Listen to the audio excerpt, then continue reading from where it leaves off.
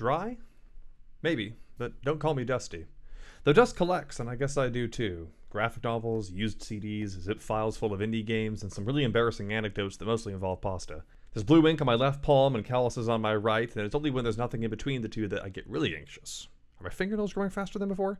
What's up with that isolated dark hair on my inner elbow? How much longer does the hair on my head need to get before I can coif it over like Pete Wentz? Truly, these are the things that keep a man awake at night. That and the noise of the radiator or something in the wall makes it sounds like someone slamming sheet metal with a toffee hammer. Turn off the lights then, because the dark's kind of cool and it saves electricity anyway. I keep a battery lantern by my bed just in case I need to play disaster victim for 3 hours again, living off Cliff Bars and not flushing the toilet until the power revives and I have to cut a horror story short. For now. I have no mouth, yet I must say I really do like dyed hair when it's not mine. Or does starting at the top and working your way down not feel like the best manner in which to understand someone? There's the eyes, those so-called windows to the soul, are always so hard to look in just right, or out of. Cartoony? Drug-addled, even? Maybe, but my face could be narrower. Pretty sure it was in middle school of all times. Eyebrows should be well divided because who likes a uni anymore? My nose is a little large, oxymoronic, French style. Funny considering I had to look up retroussé to confirm how much I would eventually secretly prefer those. I only have one mirror in the flat, faster than apartment, and it never shows me what I want to see. My destiny, sure, but also that tiny lump on the back of my neck that I've had since, shoot, who knows when. Surely I've never stared at anything with the intensity that I lip-synced into at that one time. Emotion is harder to convey than I think some people think. Perhaps I skip the lips when I draw for risk of them seeming feminine. Now, where were we? Western Washington, until you left. No, it doesn't matter who you are. Elementary school crush, prom date, holographic Pokemon cards, that bottle cap with a picture of a Thunderbird on it. There's a vague book post, a moment's distraction slipping from sticky tack over your memory. First instinct would be to run in the snow patrol sense of the word, but my cardio's not that great, and there's the possibility, however slight, that I left a window open.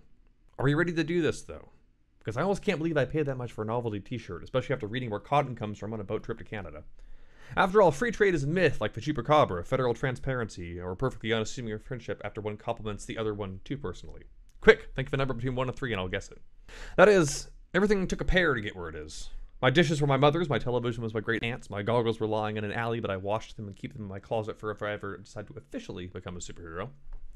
Other contents may include hiking boots, an empty poster tube, restless leg syndrome, and a blanket covered in grass that reminds me of a particular non-picnic.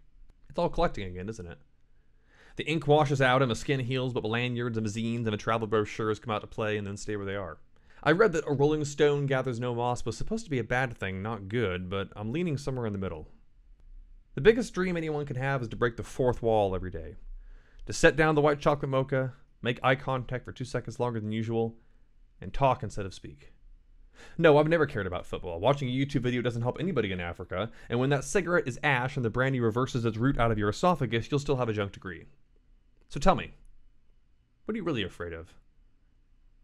Where did you get so good at faking that you weren't? Do you know how to fix those noises that keep me up at night? Because even when they stop, I know they'll start again.